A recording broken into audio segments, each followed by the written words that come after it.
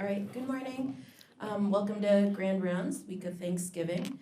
I'm Ritu Sexine, and I have the great honor of introducing our guest speaker from New York. Today, we have Dr. Jennifer Mieres, who is professor of cardiology, occupational medicine, epidemiology, and prevention, dean of faculty affairs, and the Donald and Barbara Zucker School of Medicine at Hofstra Northwell. She's also senior vice president for the Center for Equity of Care, Chief Diversity and Inclusion Officer at Northwell Health. She is been very active in the American College of Cardiology, especially at the Diversity and Equity Committee, as well as the Clinician Wellness Committee. She's also been the national spokesperson for the American Heart Association's Go Red for Women in Heart Disease campaign. She was the first female president for the American Society of Nuclear Cardiology in 2009. She has numerous awards that I'm not going to go into, but she was the Distinguished Service Award for the ACC, as well as the American Heart Association Physician of the Year Award. She has co-authored multiple books. She was the executive producer for Misdiagnosed, and she's going to discuss with us today the redesign of cardiovascular healthcare delivery, integrating the tenets of diversity, humanism, and health equity to improve outcomes. And then I'm to thank our sponsors, Janssen and Pfizer. Thank you for being here, Dr. Mieres. Thank you, Dr. Saxena, for that kind introduction, and truly honored to be here. Great to come to Minnesota. Normally when I come in, it's usually to pass through the airport on my way to Rochester because Sharon Hayes from the Mayo Clinic is a good friend of mine, and we have been doing women's health for the past 2 decades. So truly honored to join you today to talk about this topic. And you're probably wondering, I mean, I've been a nuclear cardiologist focusing on women's health, looking at the guidelines for how we image women. And this was a transition about 13 years ago when the CEO and the dean of Hofstra, the Zucker School of Medicine, phoned me and said, would I leave NYU and come back to really come up with a plan for how we integrate diversity inclusion into our healthcare delivery model. And it was coming at a time because we were starting a new medical school. And the accrediting body said this was a unique marriage. Hofstra, a university in Long Island, a health system, Northwell Health.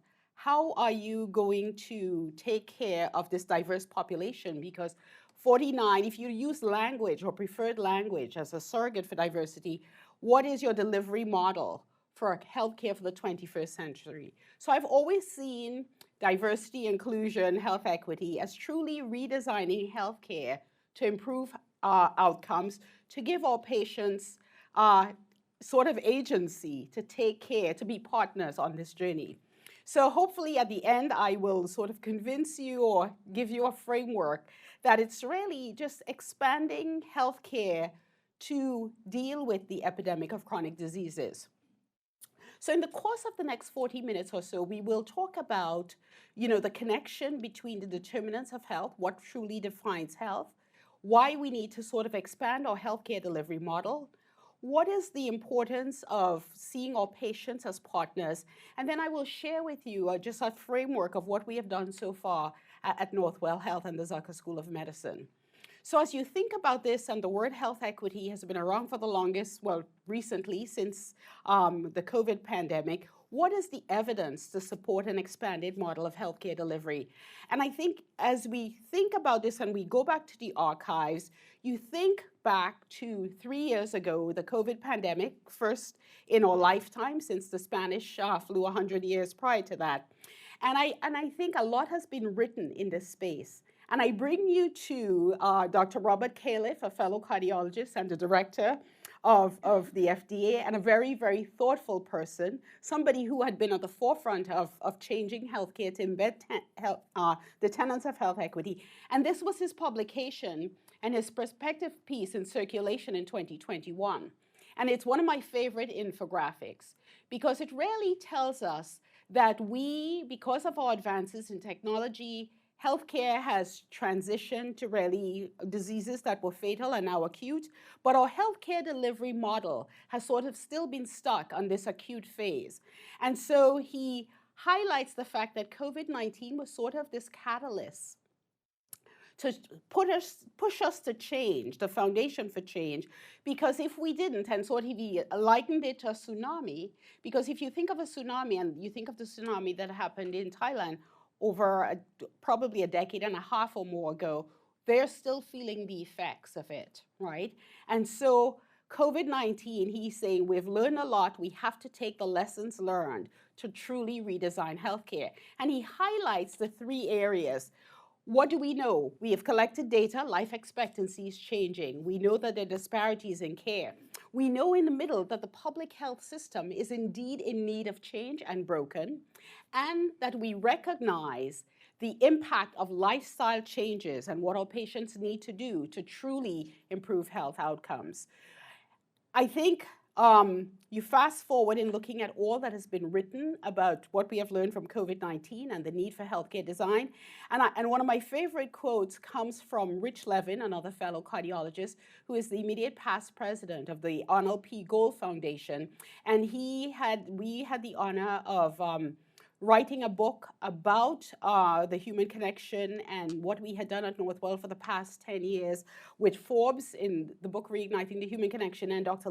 Levin provided a quote for us after reading the book, and I think it summarizes it beautifully to say, the dual pandemics of our time, one biological, COVID-19, the other cultural, the murder of George Floyd was a catalyst for us to redesign a model to address inequities and disparities. And he calls for a holistic framework to embed the tenets of DE&I into healthcare.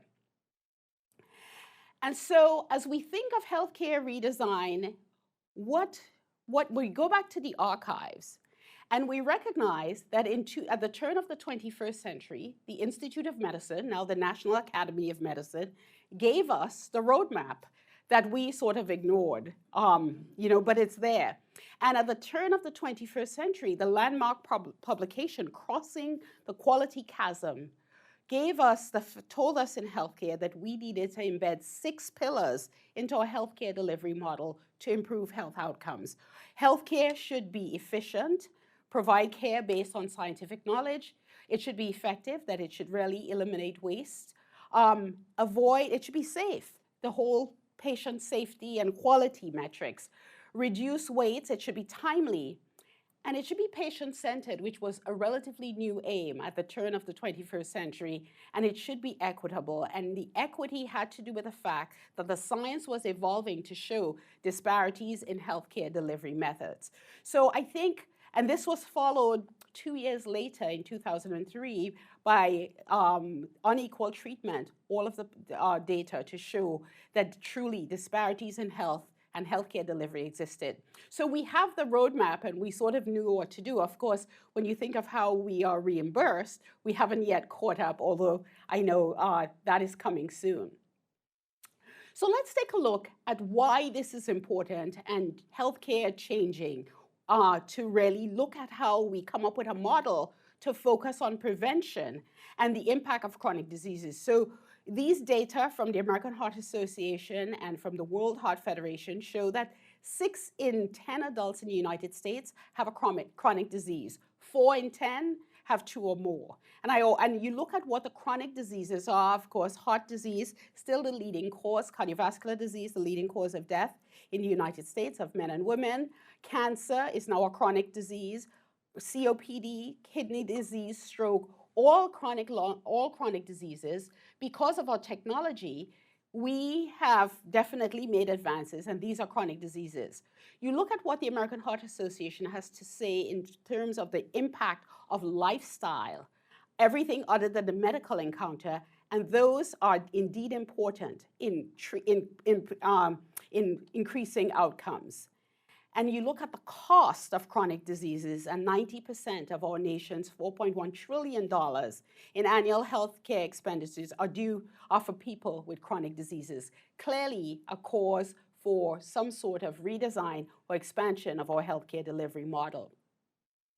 It leads us to think, what defines health. So as you dissect what goes into health, what really ultimately impacts outcomes, because we have been sort of trained to focus on, we come up with a diagnosis, we have great life-saving strategy, and we send our patients out, and when they come back in, and I was definitely guilty of this, you'd see people in clinic or in the office, and the blood pressure is not controlled, or they're in heart failure, and you just say non-compliant patient, right? So now the evidence is evolving to show us that what goes into health definitely is rather complex. We are responsible for 20%, the medical encounter, but health behaviors, the physical environment, socioeconomic factors, the so-called determinants or social determinants of health definitely have an impact in what determines outcome. And as we think of what are these social determinants of health and look at healthcare and health holistically, you see that health disparities are driven by many of the social and economic inequalities. This infographic from the Kaiser Family Foundation highlights the fact that economic instability, food, health literacy, the neighborhood where you live in, all of that impacts health, and that we in healthcare definitely do contribute to health inequities and health disparities that you can see in green there, highlighting for some of our own biases and our healthcare delivery model. And as we think of social determinants of health, we have to be cognizant of the fact that other factors contribute to determinants of health: one's culture, their age, their lifestyle. So it's truly an array of factors that definitely impact overall adherence to a medical plan. We look at the impact of the epidemic of chronic diseases, and you see a sort of an unequal burden with people of African American, Latinos, Black and brown individuals having a higher burden of cardiovascular risk factors, the same for diabetes, for cancer, and definitely the impact on life expectancy, highlighting sort of the racial and ethnic differences with life expectancy that you can see there as much as probably seven years in some areas. Evolving research to show the inequities in care. And these data here, a little bit dated from from AHRQ in 2014, highlighting some of the healthcare delivery disparities that in early non-cell small cancer, definitely a disparity, racial disparity, 64% of Black patients receiving cures versus 76% of white patients. And then in end-stage renal disease, with the GFR, definitely race-based algorithms adversely affecting Black men, with few going on to have transplants. And now, proud to say that the American Society of Kidney Disease have definitely eradicated or eliminated the race-based factor. And at our own institutions, we have come up with a new model and have definitely increased our equity in kidney transplants. Impact of all of this, difference in life expectancy. And again, these data from Kaiser Family Foundation showing that across all ethnicities and races, a decrease in lifespan with COVID-19, looking at 2019 to 2021. However, an unfair disadvantage for African Americans and Native Indian Americans. So you put that all together, and clearly 21st century healthcare requires a new model. And the call to action from many of our regulatory bodies, from our medical societies, and our nation as a whole for an expanded healthcare delivery model to include the tenets of health equity and patient-centered care, and for us to integrate the determinants of health into our model is definitely warranted, and the evidence to support that exists. In fact, health equity actually made it to Davos in January, where the world, where many of our billionaires felt that health equity is not only healthcare's responsibility, that they are, in all industries, finance, entertainment, and other industries need to embed health equity into their sort of health system. And part of this has to do with the economic cost and the why for addressing health disparities. And you could see they're costly. we estimate by the Institute of Healthcare Improvement, the IHI, that in the United States, health inequities cost about $83 billion. And if we do not expand our healthcare delivery model, this will grow to $300 billion by the year 2050.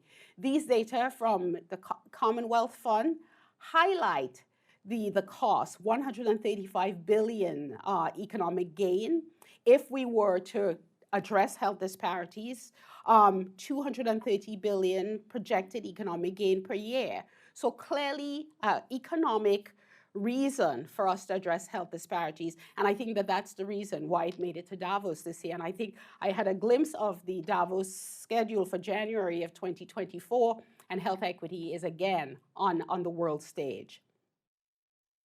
I'm still trying to figure out how we can get there, but not going to happen.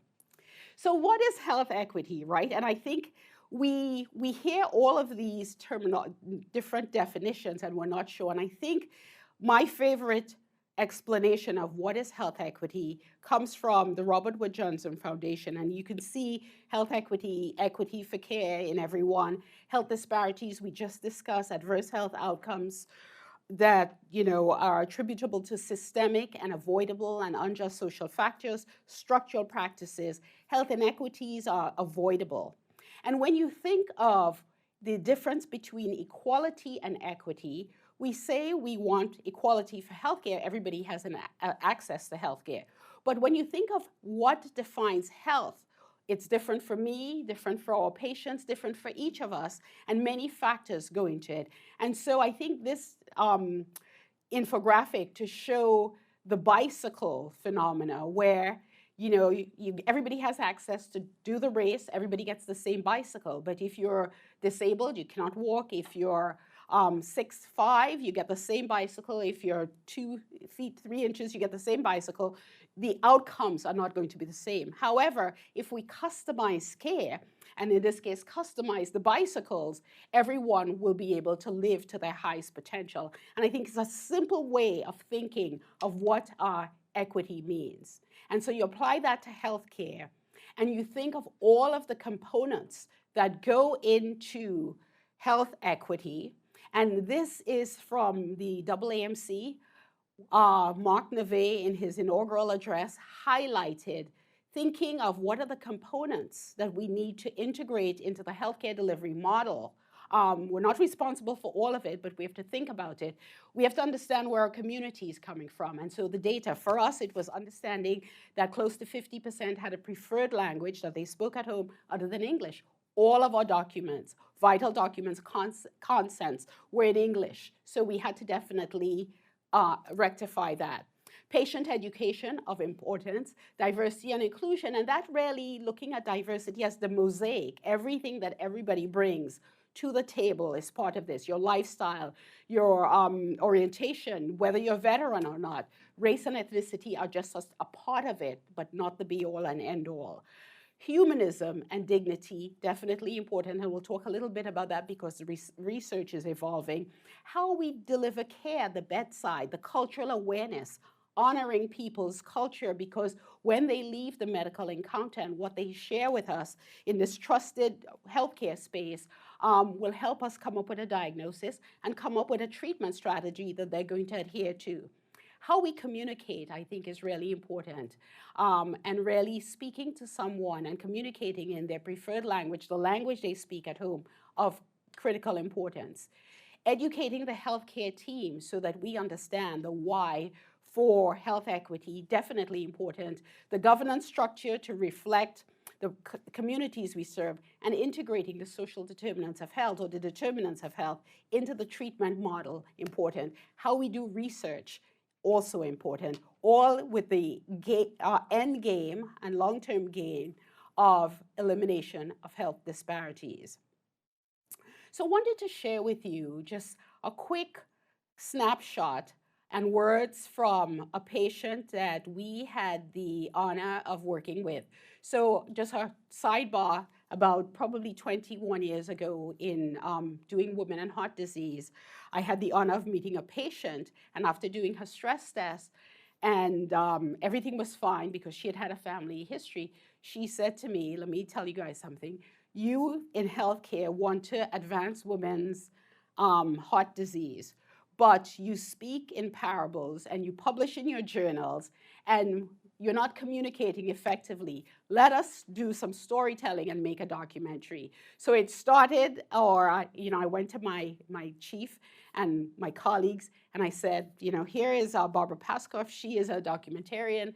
She wants us to make a documentary. And my chief at that time, Dr. Stanley Katz, an interventional cardiologist, actually loved the idea. So we set out to make a documentary, A Woman's Heart, back in 2001. And we spoke to luminaries across the globe. Dr. Nanette Wenger, Dr. Robert Bono was part of it. And really recognizing the power of storytelling and how important it is to engage people in their care. So you fast forward a few years when we were starting into this space of DE&I and health equity, and we partnered with David Grubin and PBS to produce RX, The Quiet Revolution. And the challenge was, we said, okay, are there communities that are forgotten across the United States that are taking healthcare into their own hands?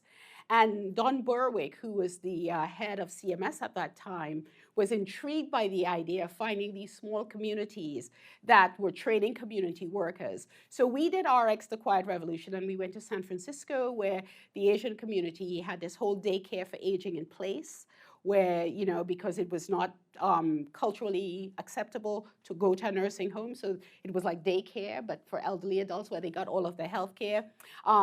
We went to Maine, where there was a single practitioner who built a whole healthcare team to deal with the opioid epidemic. We also went to Alaska, where the nuclear health system had taken control of their own health. And this is a snapshot of one of the participants who shared his story and gave insight as to what defined health. We also went to Mississippi, I would say, and it was a nurse-led program with the University of Mississippi, and Daniel Jones, the late Dan Jones, who was the president of the AHA, had started a telehealth project. And this was way before telehealth was in vogue, and they were making changes in giving people control of diabetes. So it was a documentary that was sort of before its time, but really gave insight into innovative methods for patient-centered partnership. So here was Kevin, who shared with us the fact that these were his vitals: blood pressure 145/90.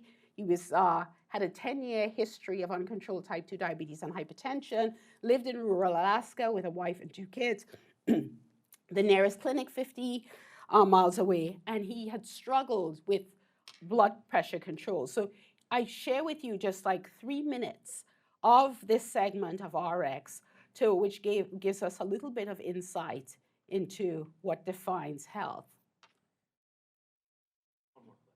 Okay. When my mom was 8 years old, she boarded an airplane and she left our community for the first time in her life, and she went to a boarding school along with all the other children. And while she was at boarding school, she was told never to speak a Chupik word, so she had to only speak in English. I asked her, what would happen to you if you did speak a Chupik word? And she said, well, all the children who spoke Yupik and Chupik had duct tape placed over their mouth, and they were lined up in the classroom as an example to the other children not to speak Chupik. And I always looked at it as something all the children went through, until I heard an elder in Bethel tell me about the grief that the adults experienced because the village no longer had children in it. All the children were gone. And this elder told me that the whole village fell silent.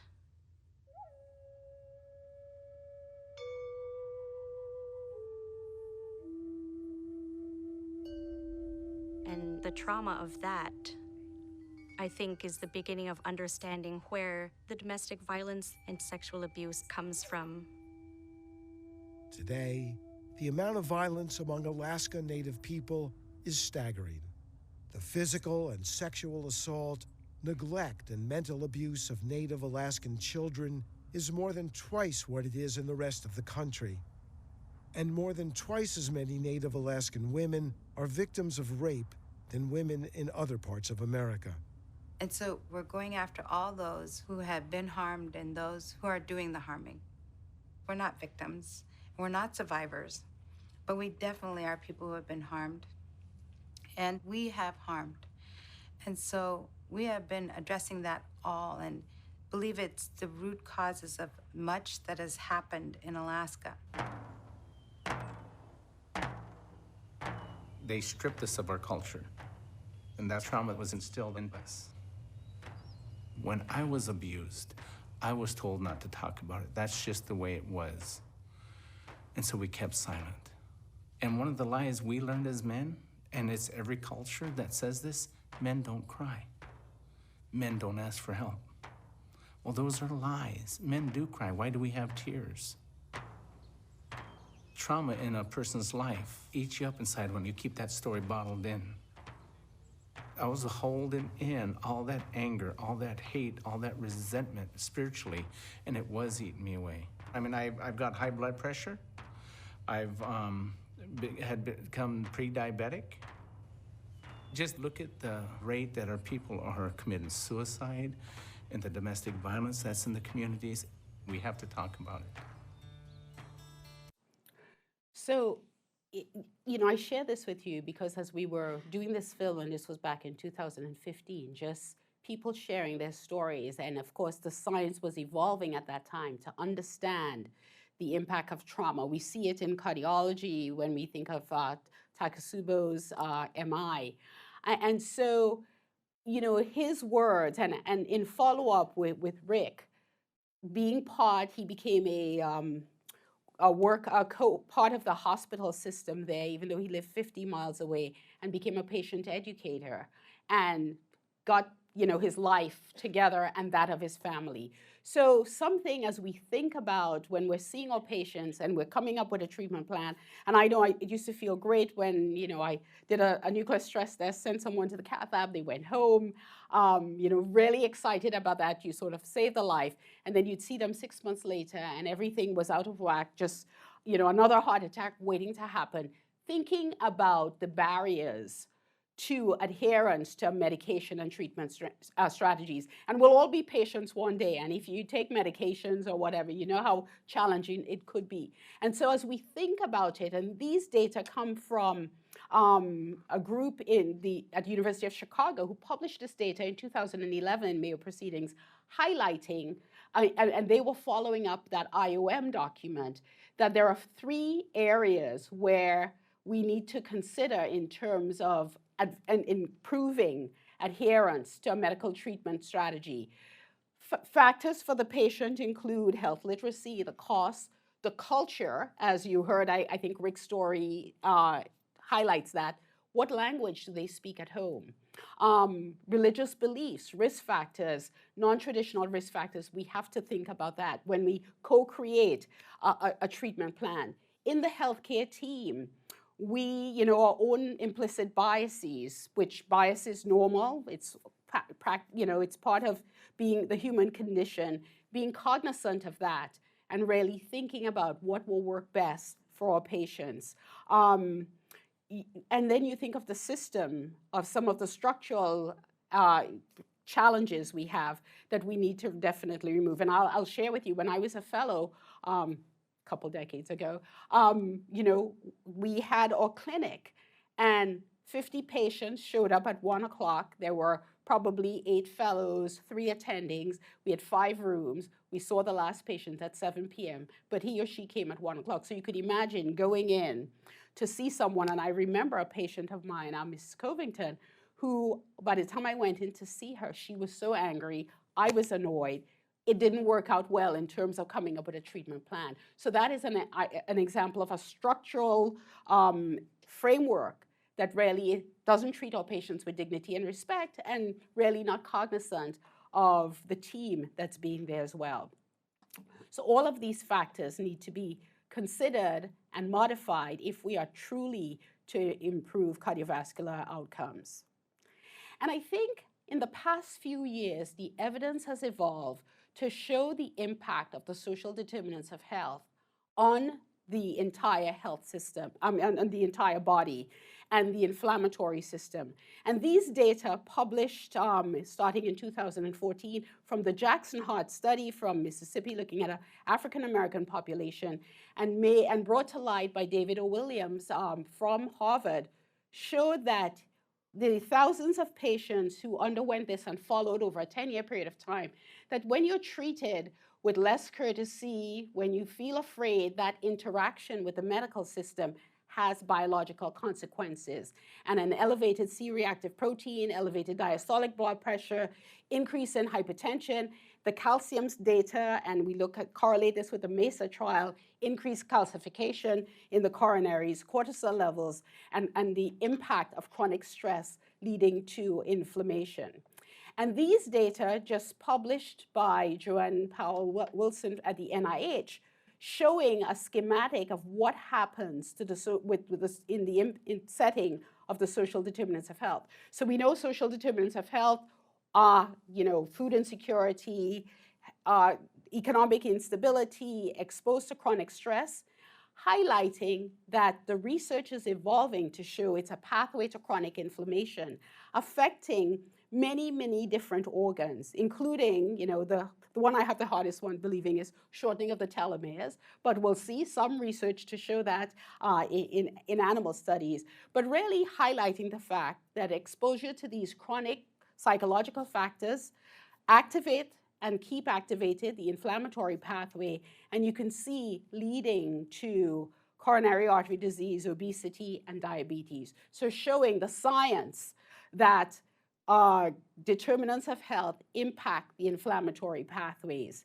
And you think of the story of Rick from his Alaska, definitely holding true.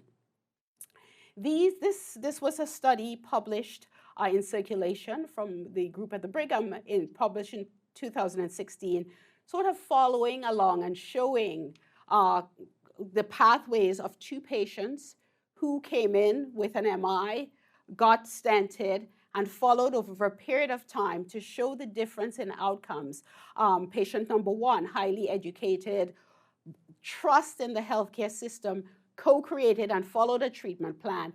Patient number two, less trusting, lots of economic challenges, food insecurity, life stress, that it could really lead to a shortened lifespan by as much as 4.4 gap years.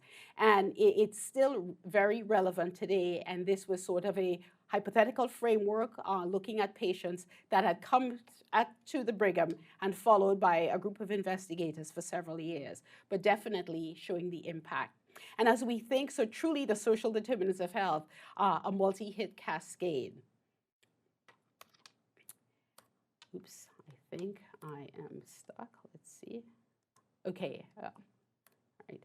And when you look at the evolving data to show that, and these data coming from the group at Yale, from Holland Krumholz and Rachel Dreyer, looking at young women in the Virgo trial, and they analyzed the data by race and ethnicity, and these were published in JAHA, Journal of American Heart Association, in 2021, looking at the fact that in-hospital quality of care differed in this multi-center trial, that Black individuals, especially women, higher prevalence of cardiac risk factors, social determinants of health, were more likely to have non-ST segment MIs, but also worse outcomes.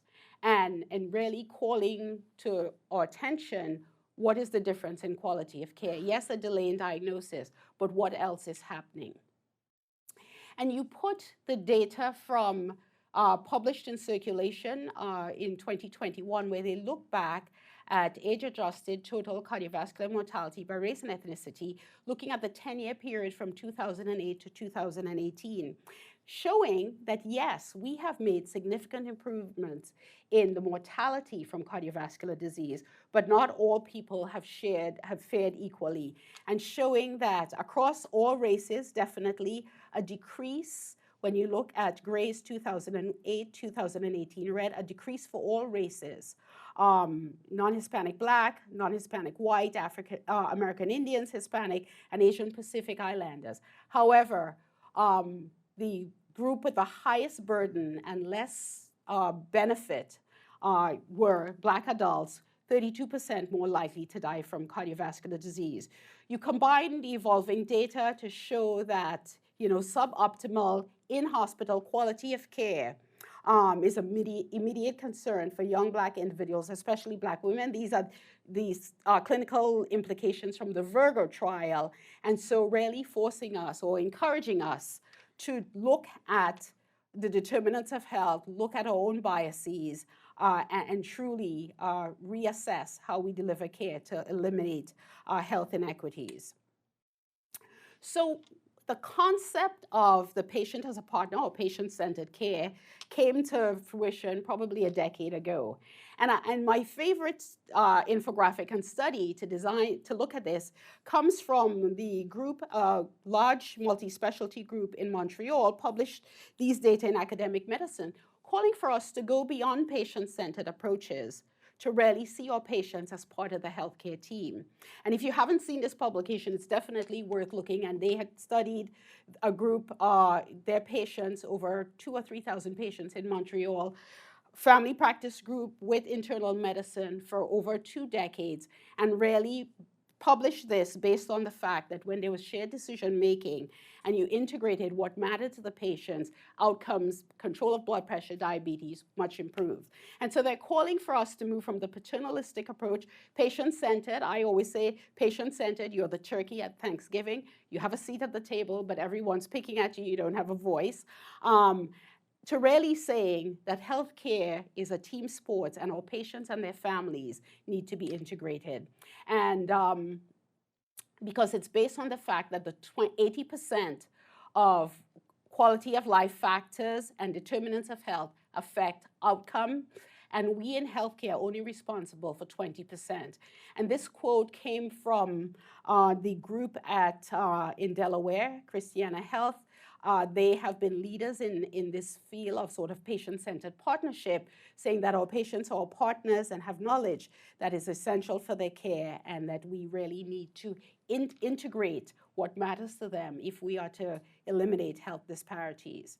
And this is sort of a redesign coming from the American Family Physicians Association, saying that the team approach is interdisciplinary, interprofessional, that it's physicians, nurses, social workers, dietitians, pharmacists, including our patients and their supporters, as really critical for us to improving adherence and outcomes for chronic diseases. So whether it's heart failure, stroke, cancer, definitely. And so a call for us at the bedside to really routinely ask about social needs.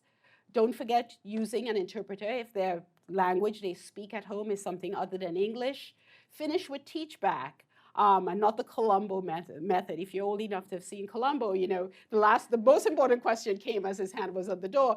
And I am definitely guilty of that. You'd rung at like 6 o'clock in the morning, and as you're going out the door, do you have any questions for me? Well, if you think of when you're lying in a bed, right, you're not thinking what questions. And so the question, a simple thing is to say, Mrs. Jones, would you explain to me how are you going to tell your loved one what your treatment plan is or what has happened, so you get information as to what they understand? It takes a little bit more time, but it definitely does work. Checking your assumptions, just sort of hitting the pause button to say, am I thinking about this correctly? Am I lived experience and biases affecting the decisions? Incorporate a patient's social needs. We can't solve for all, but we can ask about them and really figure out if there are pathways to help, calling a social worker or other team members, and leverage your power that you're in a position to advocate for your patients. So what does this look like? And a lot has been written about this. And when we go back to, our quintuple aim or triple aim, first made famous by Don Berwick in 2007, the sort of ultimate sort of holy grail was in 2007, improved patient experience, better outcomes, lower costs. 2014, as we were looking at the evidence to support physician burnout, lack of joy at work, and a dwindling clinician workforce, clinician well-being, and the evidence to show what happens to us, you know, after you work 100 hours a week, your cognition and the evidence to unfold that clinician well-being became the quadruple aim. And 2021, as we saw the lessons learned from COVID-19, health equity became added. So you put that all together, and this slide from former AACC President Dr. Dipti Ichapora, whose platform was really about expanding cardiovascular care to include the components of health equity, that ultimately better health, improve outcome. And if you think of that health equity made it to Davos, you understand, and you look at the numbers, why it's definitely important. In the past 3 years, a lot of roadmaps to complement the National Academy sort of call for patient-centered care, patient and health equity, equitable care. This is my favorite piece written by the group from MASNC Health Strategies in San Francisco, highlighting recommendations for academic medical centers, clearly laying out what we need to do as we expand our healthcare delivery model. Education, you can see that there, bringing an equity lens to the curriculum. Research, really diversifying and being intentional about diversifying our research portfolio, our research participants, and fostering community engagement so that our communities build that trusted relationships and they want to volunteer or participate in our research. And then care delivery, which is an important piece, that we need to embed health equity metrics into quality improvement. So it's really linking quality to equity. Eliminate race-based adjustments. We have done that for GFR, and bringing an equity lens to delivery processes and strategies, and really getting our payers involved. And come 2024, CMS is now going to have millions of dollars attached to health equity metrics. 2023 is the year that you're supposed to have a plan. It should be on your radar, write a report.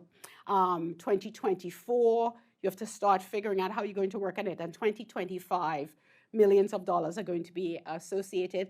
And we know from talking to Blue Cross and Blue Shield and some of our commercial players, they're going to adapt, follow the CMS guideline.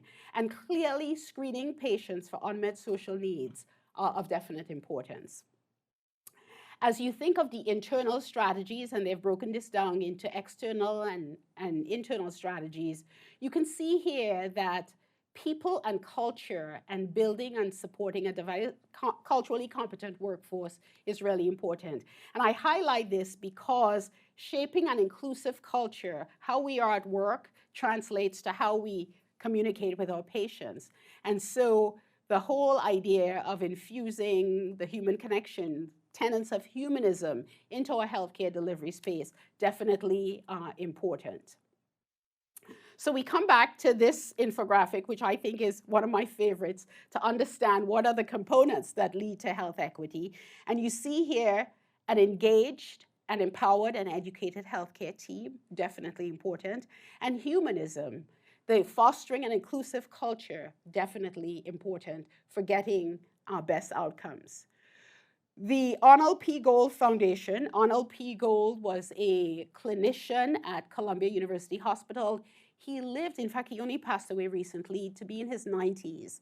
And he was the quintessential sort of Marcus Welby, again, I'm dating myself, really looked at healthcare holistically, and he started the Gold Foundation giving about $50 million, and he became wealthy by patenting a device and gave that money to forming the Gold Foundation.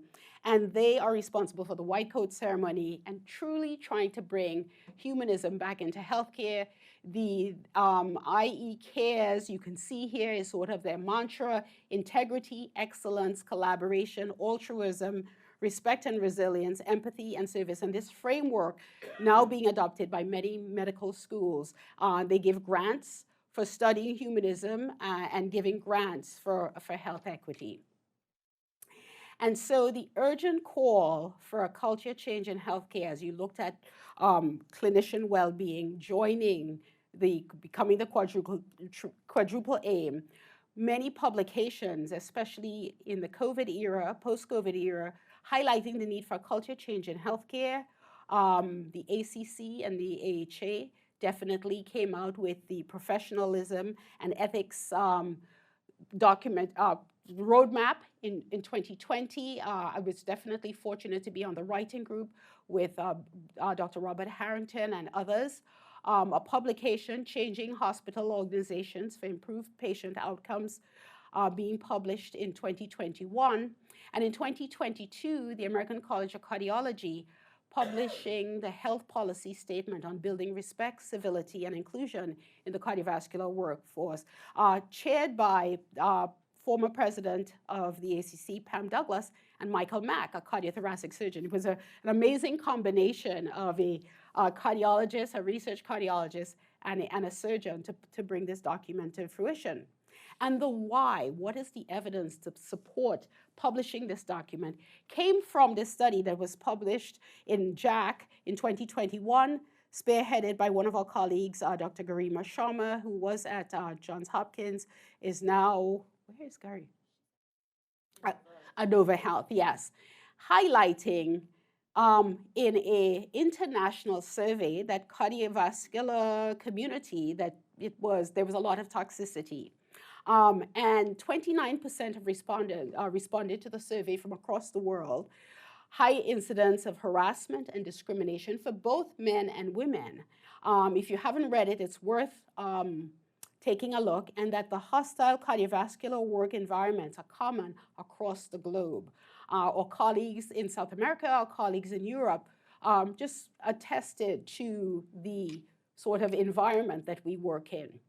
And the prevalence of uncivil behavior was around 25 to 75%, regardless of race, ethnicity, sex, or country. Looking at the impact, it negatively affects and targets patients, care, and health organizations. And so this was a roadmap to call for building an intentional culture of respect that is a multi-pronged approach that requires leadership, resources, policies, educations, requiring us to be upstanders. The whole idea of micro-validations coming into play and really moving to teaching in a different way. And I think the younger generation are definitely demanding that we teach in a different way. I mean, I'll tell you, at our medical school, when you go to teach and we do a didactic curriculum that I was accustomed to, you know, you get sort of a failing grade, you get called in by the dean, and they want this flipped classroom interaction.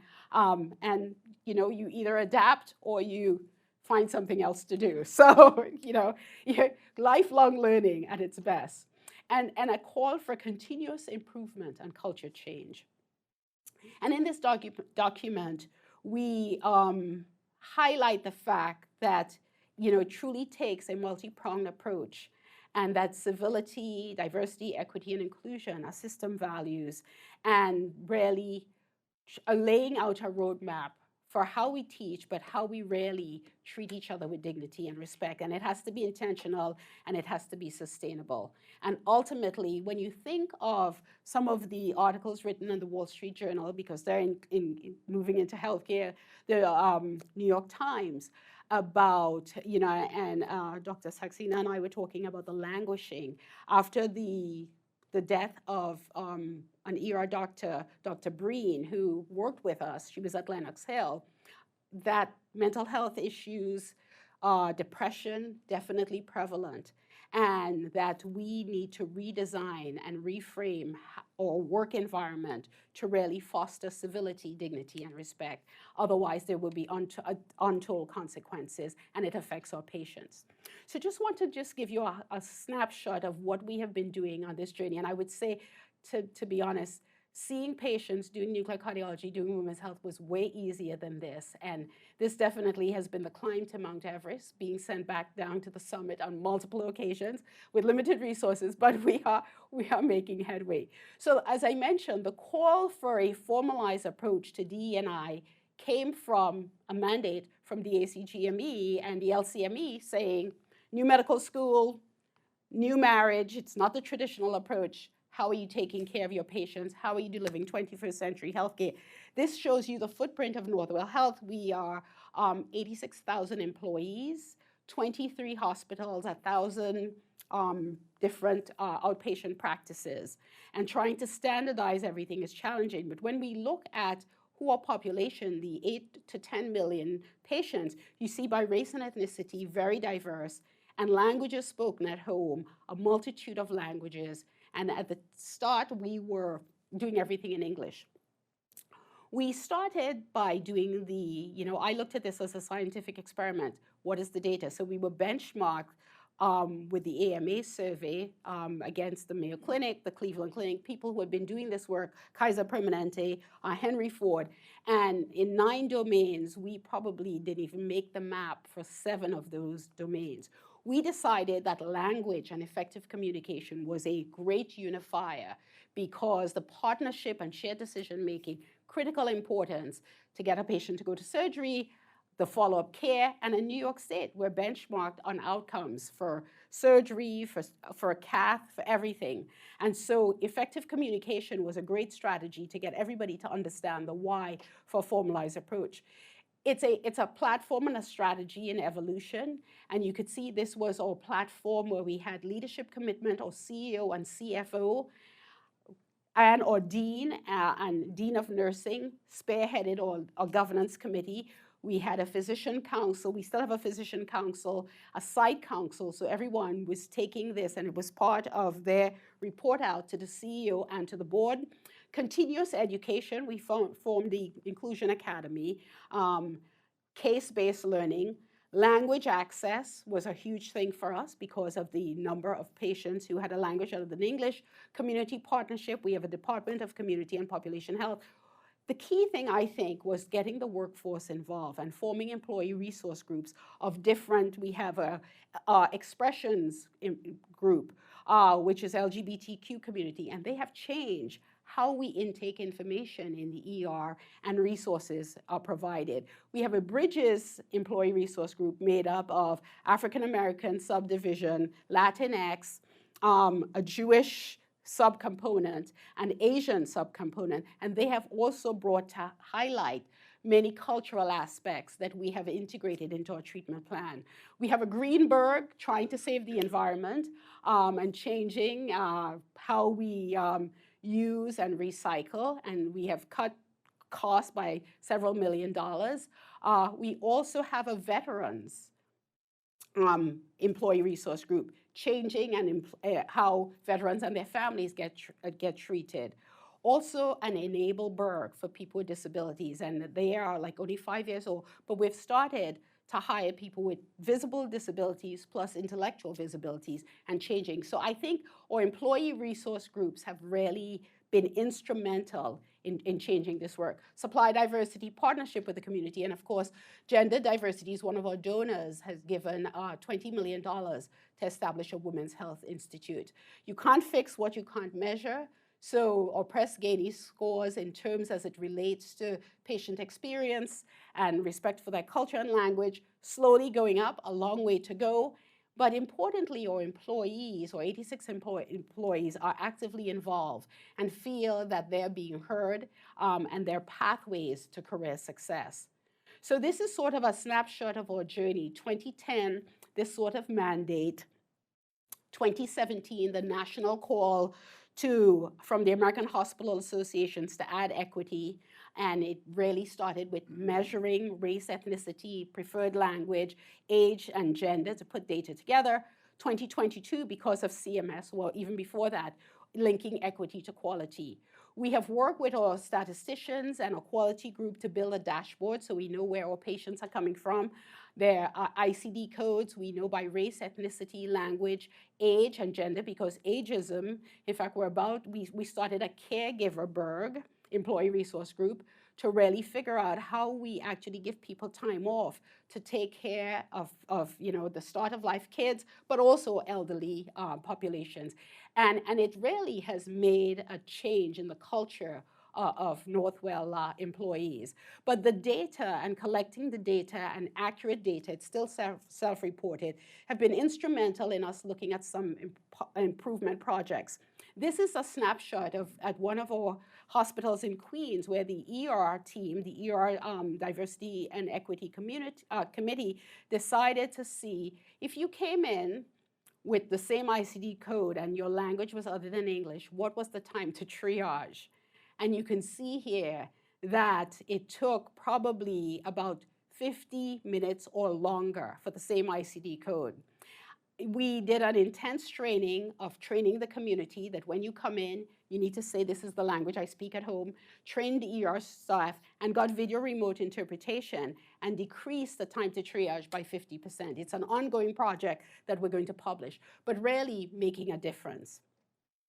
And so I would end by saying that in developing a culture of health equity, this is sort of our roadmap that we have adapted from the American Family Association.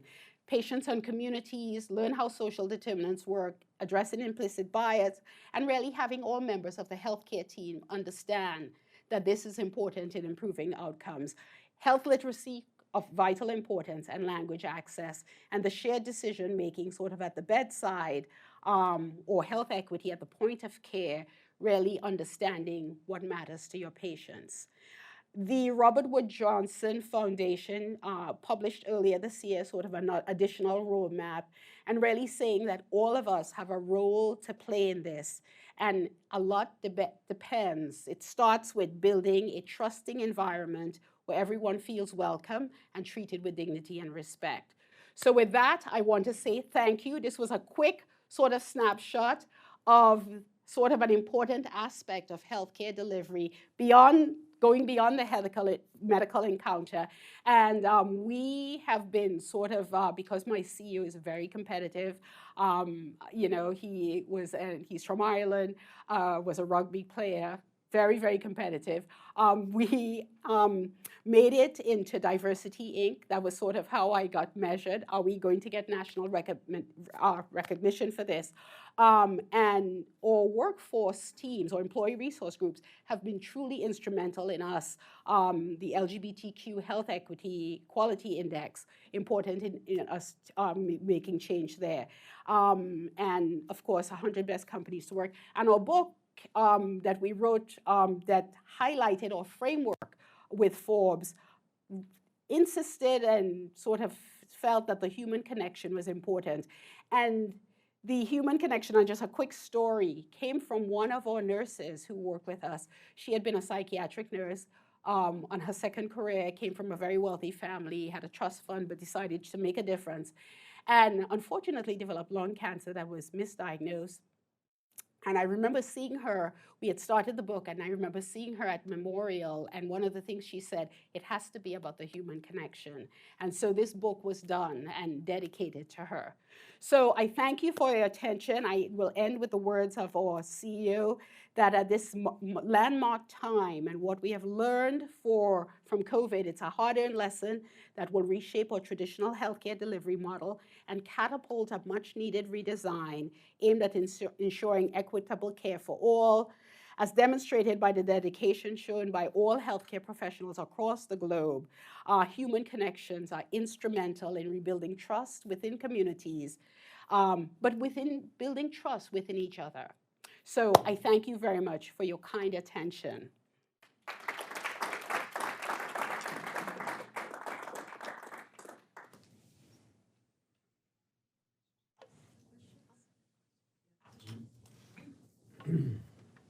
John, do you want me to? Yep, so we've got the audience mics on, so we're good. Oh, you don't have to. Yep, exactly.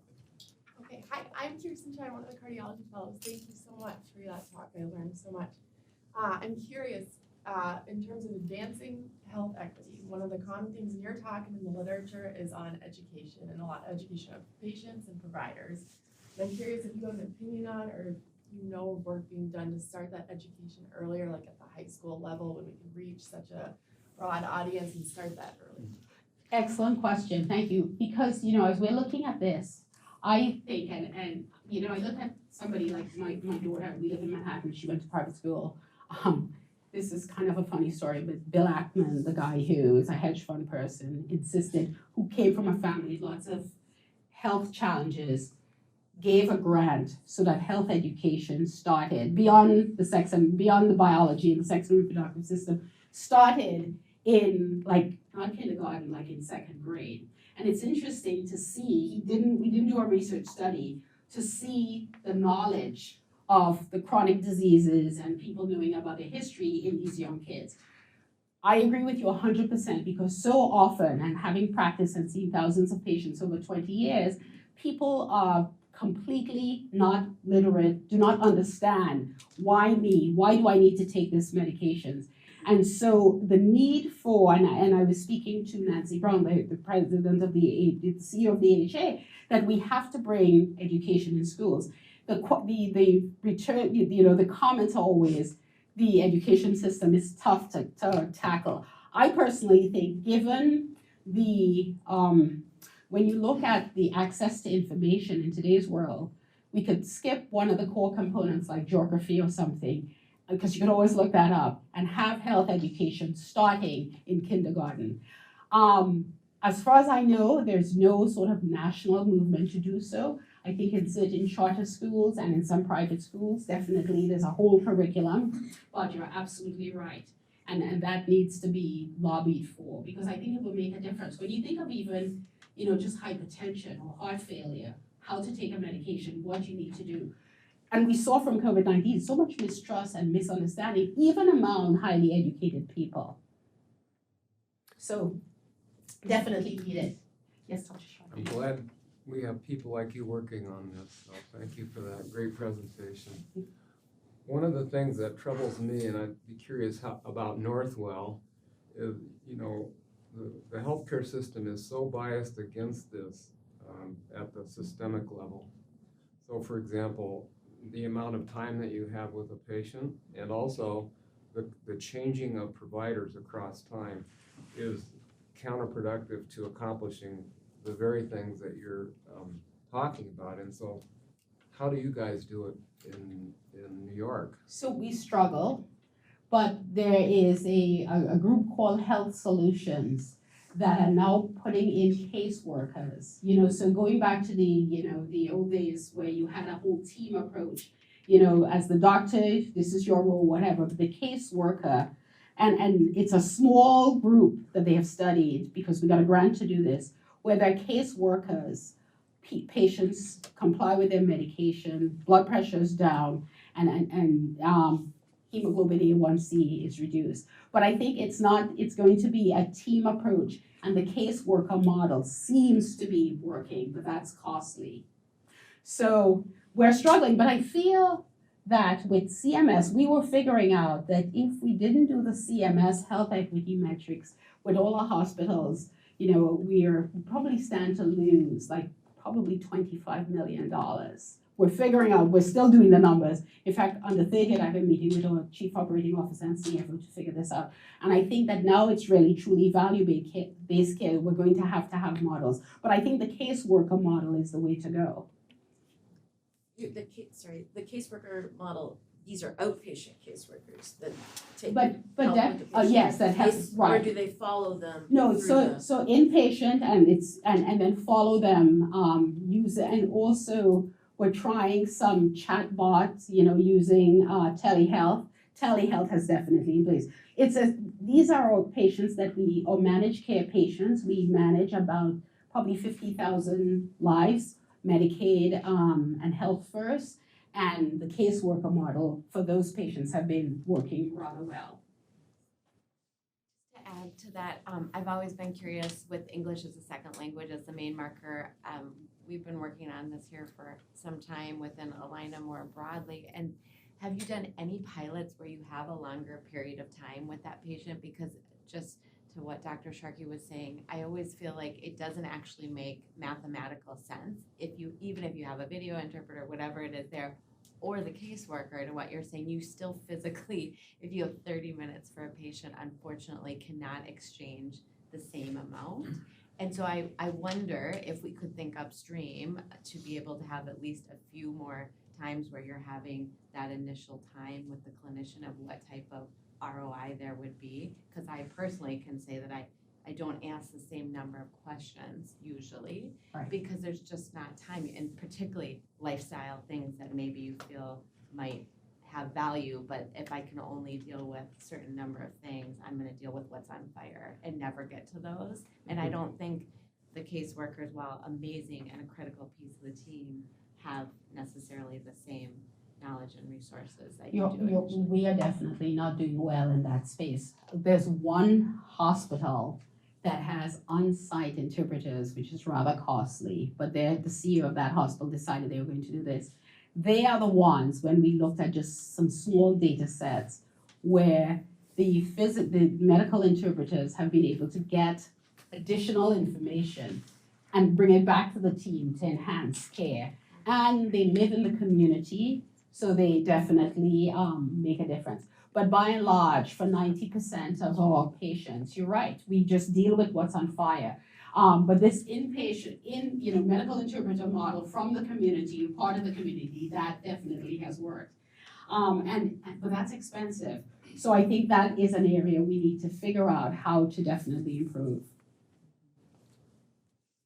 Thank you for your talk. Have you used the video interpreters in clinical research, or how have you embedded clinical research? So we have not used it in clinical research as yet, because that is one huge deficit for us. We're now tackling, diversification of research, and our team with the community and population health, they've established a health equity task force made up of community-based organizations and members from the communities. And they are now going to start tackling the research piece, but definitely have not used it, because to your point, I think that, it's such a short encounter, and getting somebody to sign up for a research study, you have to have the trust, you have to have the time, but it's an excellent point, and I think it's an area that we definitely have to explore. Thank you. Thank you so much for your time. We just have one virtual comment, actually, and this may be a good note to end on. And the comment comes from Dr. Chavez. It just says, "Thank you, Dr. Mieres. That was a fantastic presentation of one of the most important topics in healthcare today." So thank you so much. Thank you. No, thank you for being here. Thank you for the opportunity.